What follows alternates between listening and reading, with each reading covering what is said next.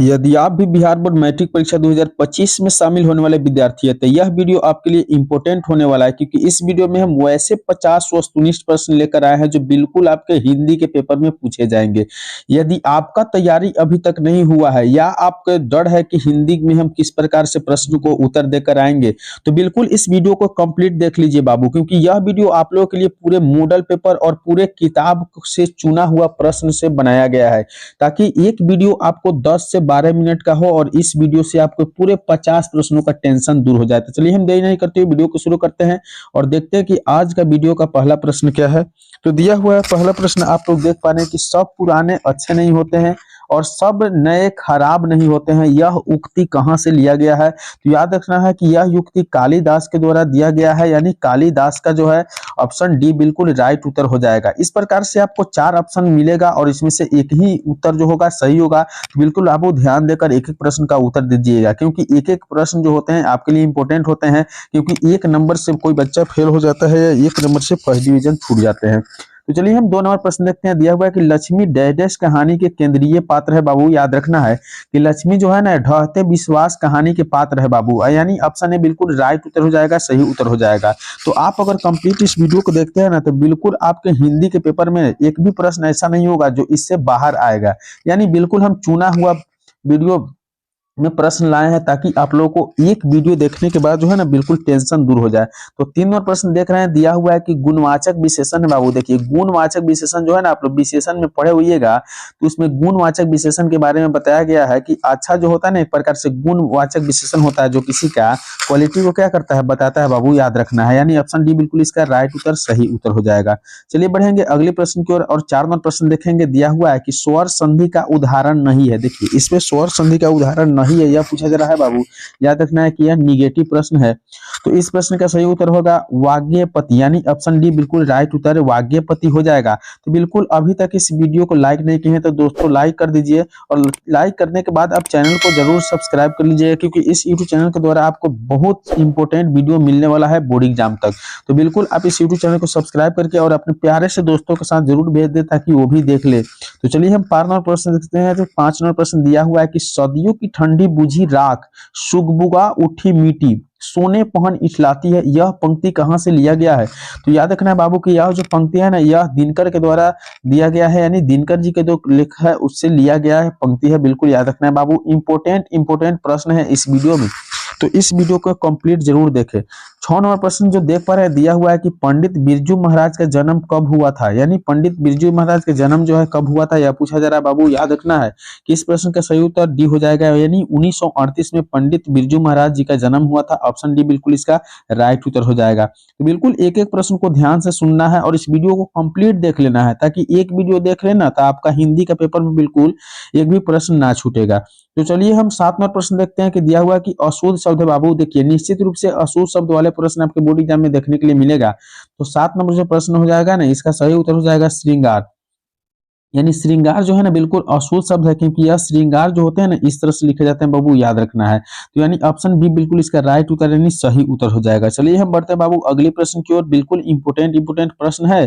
तो 8-9 प्रश्न जो देख रहे हैं, दिया हुआ है कि मैक्स मुलर डैश वर्षा की अवस्था में लीपजिंग विश्वविद्यालय में संस्कृत अध्ययन प्रारंभ किया था। वर्ष या बाबू याद रखना है कि वर्ष होता है, यानी मैक्स मुलर ने डैश वर्ष की अवस्था में लीपजिंग विश्वविद्यालय, देखिए ये भी एक प्रश्न ही बाबू। याद रखना है कि मैक्स वेलर जो थे ना, यानी मैक्स मुलर वो जो थे आपको लीपजिंग विश्वविद्यालय में संस्कृत का अध्ययन किए थे। तो वह कितने वर्ष में किए थे यह पूछा जा रहा है। तो 18 वर्ष जब इनका आयु था ना बाबू, तब वह मैक्स मुलर ने लीपजिंग विश्वविद्यालय में संस्कृत का अध्ययन प्रारंभ किए थे। याद रख लेना है, क्योंकि बहुत इंपॉर्टेंट प्रश्न है, बार बार पूछा जाता है आपका बोर्ड एग्जाम में।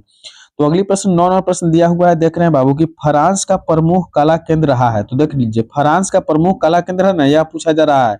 याद रखना है कि फ्रांस का प्रमुख कला केंद्र जो होता है ना अविनियो होता है, यानी ऑप्शन बी बिल्कुल इसका सही उत्तर हो जाएगा बाबू। याद रखना है एक एक प्रश्न जो है ना आपके लिए बीबीआई है, आपके बोर्ड एग्जाम के लिए, तो एक भी प्रश्न ना छूटे इसलिए आप लोग कंप्लीट वीडियो को जरूर देखिएगा। तो 10 नंबर प्रश्न में दिया हुआ है कि जीत जीत मैं निरखता हूँ पाठ की विद्या क्या होगी। तो जीत जीत मैं निरखता हूँ ना, यह पाठ की विद्या जो होगी ना साक्षात साक्षात्कार हो गया, यानी साक्षात्कार जो है जीत जीत में निरखता पाठ की एक विद्या, ऑप्शन ए बिल्कुल इसका सही उत्तर हो जाएगा बाबू, याद करके रखना है क्योंकि देखिए बहुत इंपॉर्टेंट प्रश्न है इस वीडियो में, बिल्कुल आपके बोर्ड एग्जाम में आएंगे, ध्यान दीजिएगा। तो 11 नंबर प्रश्न जो दिया हुआ है कि दुर्दांत यानी दुर्दांत मानवीय विभीषिका का चित्रण करने वाली कविता है। तो दुर्दांत मानवीय विभीषिका का चित्रण करने वाली कविता है ना बाबू, याद रखना है। 11 नंबर प्रश्न का सही उत्तर जो हो जाएगा हिरोशिमा है, यानी हिरोशिमा ऑप्शन सी जो है आपका दुर्दांत मानवीय विभीषिका का चित्रण करने वाली कविता है। बिल्कुल याद करते चलिएगा एक एक प्रश्न को और देखिएगा कंप्लीट कितना प्रश्न हो रहा है आपका इस वीडियो के माध्यम से। और बाकी बहुत सारे वीडियो इस देखने के लिए मिलेगा इस यूट्यूब चैनल के माध्यम से, बाकी सभी विषयों का, तो बिल्कुल सब्सक्राइब कर लीजिए और बाकी वीडियो को भी जाकर आप देख लीजिए। तो 12 नंबर प्रश्न में दिया हुआ है कि अधर्म जो है ना, अधर्म में कौन सा उपसर्ग है बाबू, याद रखना है। तो 12वें प्रश्न का सही उत्तर अ हो जाएगा, यानी ऑप्शन ए जो है अधर्म का सही उपसर्ग जो दिया गया है वह ऑप्शन ए में दिया गया है, अ होता है बाबू, याद रखना है क्योंकि एक एक प्रश्न जो है ना आपके बोर्ड एग्जाम के लिए बिल्कुल इंपॉर्टेंट है, चुना हुआ प्रश्न है। तो अगले प्रश्न की ओर बढ़ेंगे और 13 नंबर प्रश्न देखेंगे। दिया हुआ है कि लिखाई में कौन सा प्रत्यय है बाबू, याद रखना है कि यह जो है ना ग्रामर यानी व्याकरण से आते हैं, लिखाई में कौन सा प्रत्यय होते हैं। तो प्रत्यय और उपसर्ग वाला प्रश्न आपको हर बार देखने के लिए मिलेगा बाबू, तो इसलिए कंप्लीट करते चलिएगा। तो 13 नंबर प्रश्न में सही उत्तर जो है लिखाई में है ना बाबू आई प्रत्यय है, क्योंकि आप लोग पढ़े होंगे कि प्रत्यय जो होता है ना अंत में लगती है और वही उपसर्ग पहले लगता है, इसलिए ऑप्शन डी बिल्कुल इसका सही उत्तर है। आई जो है लिखाई में कौन सा प्रत्यय है, तो आई है, याद रखना ऑप्शन डी बिल्कुल इसका सही उत्तर हो जाएगा। अगली प्रश्न 14 नंबर प्रश्न दिया हुआ है कि अति सुधो स्नेह को मार्ग है जही नेकु सयानप बांक नहीं, यानी यह पंक्ति किस कवि की है यह पूछा जा रहा है बाबू, याद रखना है कि अति सुधो स्नेह को मार्ग है जही नेकु सयान बांक नहीं, यह पंक्ति कहां से लिया गया बाबू, याद रखना है कि यह पंक्ति जो है ना घनानंद के द्वारा दिया गया है, ऑप्शन डी बिल्कुल इसका सही उत्तर घनानंद हो जाएगा बाबू, याद करके रख लेना है। क्योंकि देखिए इसमें जो भी प्रश्न है ना आपके लिए बिल्कुल इंपॉर्टेंट यानी वीवीआई प्रश्न है, तो बाबू एक एक प्रश्न को ध्यान से सुनिएगा। और देखिए 15 नंबर प्रश्न की ओर बढ़ते हैं। दिया हुआ है कि नलिन बिलोचन शर्मा का जन्म कब हुआ था, याद रखना है बाबू कि नलिन बिलोचन शर्मा जो थे ना उनका जन्म 1916 ईस्वी में हुआ था, याद रखना है बाबू कि नलिन बिलोचन शर्मा जी का जन्म 1916 ईस्वी में हुआ था, ऑप्शन सी बिल्कुल इसका सही उत्तर हो जाएगा, राइट उत्तर हो जाएगा। चलिए बढ़ते बाबू अगले प्रश्न की ओर। दिया हुआ है 16 नंबर प्रश्न कि हिंदी के आदि कवि कौन है। देखिए कितना इंपॉर्टेंट प्रश्न है, वीवीआई प्रश्न है आपके बोर्ड एग्जाम के लिए। तो हिंदी के आदि कवि कौन है बाबू पूछा जा रहा है, याद रखना है कि 16 नंबर प्रश्न का सही उत्तर ऑप्शन ए अर्थात चंदर बरदाई जो है हिंदी के आदि कवि जो है ना चंदर बरदाई जी है, याद रखना है ऑप्शन ए बिल्कुल इसका सही उत्तर होने वाला है। अगले प्रश्न को बढ़ेंगे और देखेंगे 17 नंबर प्रश्न में। देखिए कितना इंपॉर्टेंट प्रश्न है, दिया हुआ है कि सांवर दैया डेडेस भाषा के सफल कहानीकार है। तो सांवर दैया जो है ना किस भाषा के सफल कलाकार है यह पूछा जा रहा है, याद रखना है बाबू की एक राजस्थानी जो भाषा है ना इसके सफल कलाकार सांवर दैया जी थे, यानी याद रखना ऑप्शन डी बिल्कुल सही उत्तर हो जाएगा। एक से एक बढ़कर वीडियो बनाया जाता है इस यूट्यूब चैनल के माध्यम से, तो सब्सक्राइब जरूर कर लें। अगले प्रश्न 18वां प्रश्न दिया हुआ है बाबू, याद रखना है कि साहित्य के निर्माण में प्रतिभाशाली मनुष्यों की भूमिका है। तो साहित्य के निर्माण में जो है ना प्रतिभाशाली मनुष्यों की भूमिका होती है वह निर्णायक होती है बाबू, याद रखना है ऑप्शन बी बिल्कुल इसका सही उत्तर निर्णायक हो जाएगा। तो 18वें प्रश्न का सही उत्तर बी है, याद करते चलना है एक एक प्रश्न को। अगले प्रश्न 19वां प्रश्न दिया हुआ है कि रंगपा था, रंगपा क्या था, याद रखना है रंगपा एक जुआरी थी, जो ऑप्शन ए में बिल्कुल दिया सही हुआ है, यानी रंगपा जो थी जुआरी थी, याद कर लेना है बाबू, बिल्कुल इंपॉर्टेंट प्रश्न है आपके बोर्ड एग्जाम के लिए। तो अगले प्रश्न की ओर बढ़ेंगे। 20 नंबर प्रश्न देखेंगे। दिया हुआ है कि शुद्ध वाक्य है, शुद्ध वाक्य पहचानना है। तो याद रखना है कि रोटी ताजी है ना यह शुद्ध वाक्य है, क्योंकि आज की ताजी खबर जो है बिल्कुल गलत है, दाल अच्छा है बिल्कुल गलत है, और हवा बहता है बिल्कुल गलत है, क्योंकि इसमें स्त्रीलिंग पुल्लिंग पर ध्यान नहीं दिया गया बाबू, याद रखना है कि शुद्ध शब्द जो है ना आपका रोटी ताजी है, यह बिल्कुल शुद्ध शब्द है, ऑप्शन बी बिल्कुल इसका सही उत्तर हो जाएगा। अगले प्रश्न की ओर बढ़ेंगे। 21 नंबर प्रश्न तो दिया हुआ है कि लेखक के घर में मछली कौन खाता है बाबू, याद रखना है कि लेखक जो है ना उनके घर में मछली खाता था उनके पिताजी, यानी ऑप्शन बी बिल्कुल इसका सही उत्तर, उनके पिताजी मछली खाते थे, याद रखना है। अगले प्रश्न की ओर बढ़ेंगे और 22 नंबर प्रश्न देखेंगे। 22 नंबर प्रश्न में दिया हुआ है लेखक के रिश्तेदार ने बहादुर पर क्या आरोप लगाए थे। तो याद रखना बाबू कि लेखक के जो रिश्तेदार है ना वो बहादुर पर पैसे चुराने का आरोप लगाए थे, इसलिए ऑप्शन से ये जो है इनका बिल्कुल सही उत्तर हो जाएगा, पैसे चुराने का। फिर से ध्यान दीजिएगा, लेखक के रिश्तेदार ने बहादुर पर आरोप जो लगाया था ना वो पैसे चुराने के लिए लगाए थे, ऑप्शन है बिल्कुल इसका राइट उत्तर सही उत्तर हो जाएगा बाबू। अगले प्रश्न की ओर बढ़ेंगे और 23 नंबर प्रश्न देखेंगे। दिया हुआ है कि मेरे बिना तुम प्रभु पाठ लेखक है। तो मेरे बिना तुम प्रभु पाठ लेखक जो है ना बाबू, याद रखना है वह रैनर मारिया रिल्के जी का है। किनका है? रैनर मारिया रिल्के जी का जो है मेरे बिना तुम प्रभु पाठ है, यानी ऑप्शन डी बिल्कुल इसका राइट उत्तर सही उत्तर हो जाएगा। अगले प्रश्न की ओर बढ़ते हैं बाबू। 24वां प्रश्न दिया हुआ है कि तत्पुरुष समास का उदाहरण नहीं है।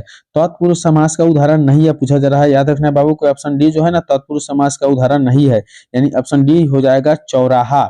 चौराहा जो है बिल्कुल तत्पुरुष समास का एक उदाहरण नहीं है, याद रखना है बाबू, ऑप्शन डी बिल्कुल इसका राइट उत्तर हो जाएगा।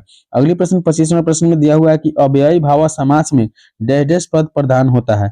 तो अव्ययी भाव जो समास होता है ना बाबू, याद रखना है उसमें पूर्व पद प्रधान होता है जो अव्ययी भाव कहलाता है। ऑप्शन ए बिल्कुल इसका राइट उत्तर यानी सही उत्तर हो जाएगा।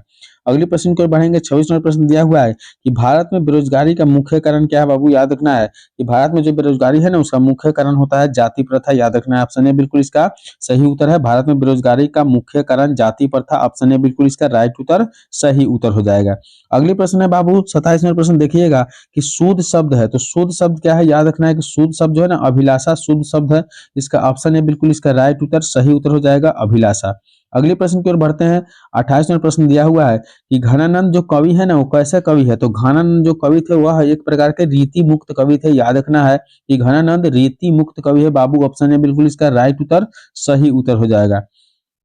अगले प्रश्न की ओर बढ़ेंगे। 29वां प्रश्न दिया हुआ है कि जन्म से ही पागल है। जन्म से कौन पागल है बाबू, याद रखना है कि 29वां प्रश्न का सही उत्तर पापाती जो है जन्म से पागल थी, यानी ऑप्शन बी बिल्कुल इसका राइट उत्तर सही उत्तर हो जाएगा।